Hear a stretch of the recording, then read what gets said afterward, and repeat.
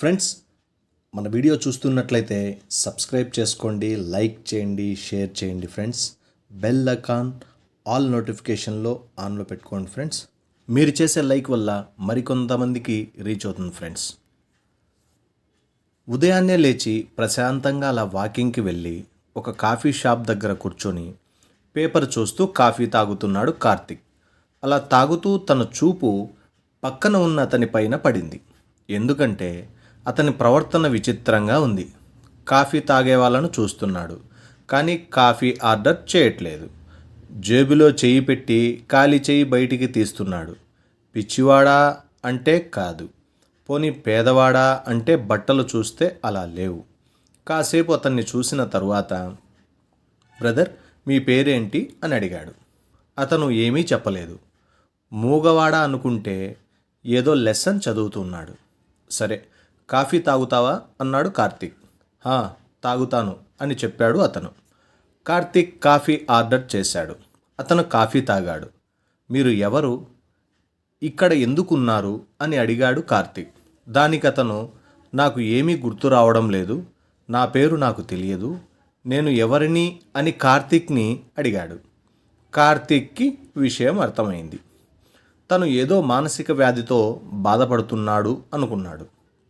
అని కార్తిక్ మా ఇంటికి వస్తావా అన్నాడు. ఇద్దరిది ఇంచుమించు ఒకే వయసు అవ్వడంతో అతను వస్తాను అన్నాడు. కార్తిక్కి చిన్నప్పటి నుంచి ఎవరైనా ఆపదలో ఉన్నా, ఆకలితో ఉన్నా వెంటనే సహాయం చేయడం అలవాటు. చాలా సున్నితమైన మనసు, చాలా మంచి వ్యక్తి. అలాగని కార్తిక్ వాళ్ళు బాగా డబ్బు ఉన్నవారు కాదు.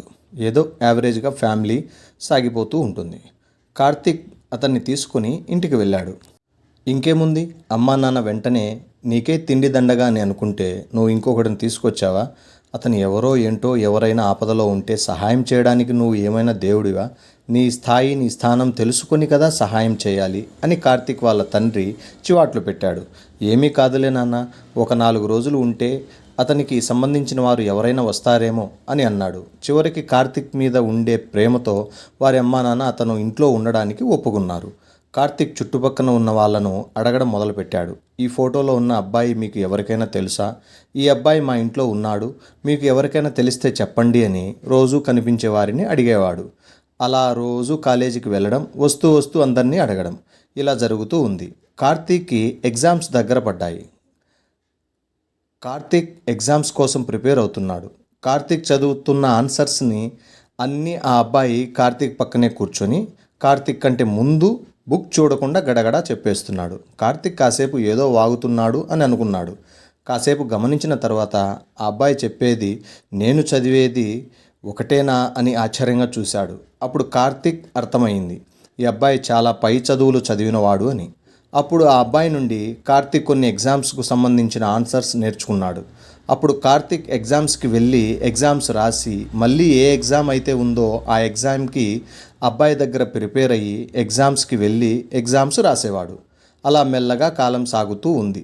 రిజల్ట్స్ వచ్చాయి. కార్తిక్ ఫస్ట్ క్లాస్లో పాస్ అయ్యాడు. కార్తిక్ చాలా సంతోషపడ్డాడు. అబ్బాయిని గట్టిగా కౌగిలించుకొని థ్యాంక్స్ చెప్పాడు.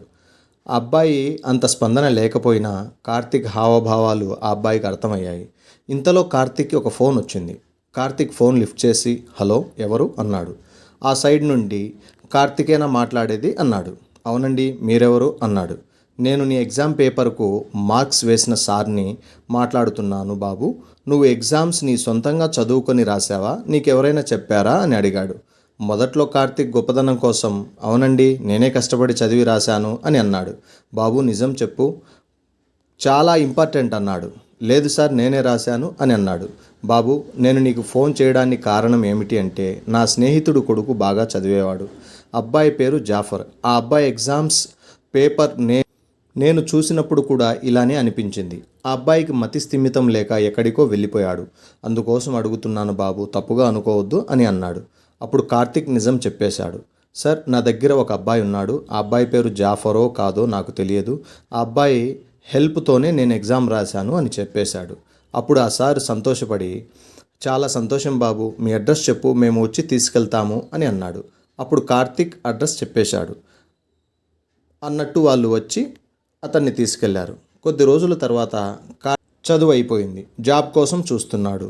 అనుకోకుండా ఒకరోజు వాళ్ళ ఇంటి ముందు 3 కార్లు ఆగాయి. ఎవరు వచ్చారు అని కార్తిక్ ఆశ్చర్యంగా చూశాడు. తీరా చూస్తే జాఫర్ కారు నుండి టిప్ టాప్గా దిగాడు. హాయ్ కార్తిక్, ఎలా ఉన్నావు, బాగున్నావా అన్నాడు. బాగున్నాను జాఫర్, నువ్వు ఎలా ఉన్నావు, నీ ఆరోగ్యం కుదుటపడిందా అని అడిగాడు. సరే కానీ కారు ఎక్కు, నీతో పనుంది అని జాఫర్ అన్నాడు. ఎందుకని కార్తిక్ అడిగాడు. నువ్వు ముందు కారు ఎక్కు, తర్వాత చెబుతా అని జాఫర్ అన్నాడు. సరే అని కార్తిక్ కారులో కూర్చున్నాడు. అప్పుడు జాఫర్ పెద్ద కంపెనీ ముందు కార్లు పార్క్ చేసి కంపెనీలోకి వెళ్ళారు. లోపల ఒక చైర్లో కార్తీక్ని కూర్చోబెట్టి, ఇప్పుడు ఈ కంపెనీకి మేనేజర్ నువ్వే అని చెప్పాడు. అదేంటి జాఫర్, ఈ కంపెనీ ఎవరిది, ఏంటి అని వివరాలు అడిగాడు. అప్పుడు జాఫర్ పిఏ చెప్పిన మాటకి కార్తిక్ కంగు తిన్నాడు. జాఫర్ పిఏ ఏమన్నాడంటే, సార్ మీరు కొన్నాళ్ళు మీ ఇంట్లో ఉంచుకొని ఉన్న వ్యక్తి ఎవరో కాదు, ఎన్నో కంపెనీలకు ఎండి అండ్ సిఇఓ.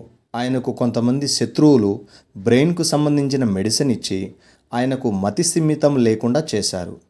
ఆయన చేసుకున్న మంచి పనుల వల్ల భగవంతుడు మీ రూపంలో కాపాడాడు. సార్కి బాగా అయిన వెంటనే మేము మొత్తం సార్కి చెప్పేశాము. మిమ్మల్ని చూడ్డానికి వస్తున్నప్పుడు దారి మధ్యలో మీరు జాబ్ కోసం వెతుకుతున్నారని తెలిసింది. అందుకే సార్ వెంటనే మీకు ఈ సర్ప్రైజ్ ఇచ్చాడు అని పిఏ చెప్పాడు. అది విన్న కార్తీక్, కొన్ని రోజులు మా ఇంట్లో ఉన్నందుకు, అన్ని రోజులు బాగుండాలని నాకింత పెద్ద సహాయం చేసినందుకు కృతజ్ఞతలు జాఫర్ అని చెప్పాడు.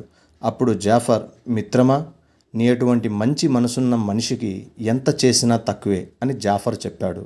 వారి జీవితంలో మంచి స్నేహితులయ్యారు, మంచి ధనికులు అయ్యారు.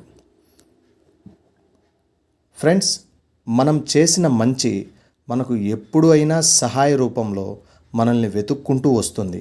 అలాగే మనం చెడు చేసుకుంటే మనల్ని నాశనం చేస్తుంది. మంచి చెడుకు తేడా ఇలా ఉంటుంది. మంచి ఎప్పటికైనా మంచి స్థానంలో నిలబెడుతుంది. Thanks for watching friends.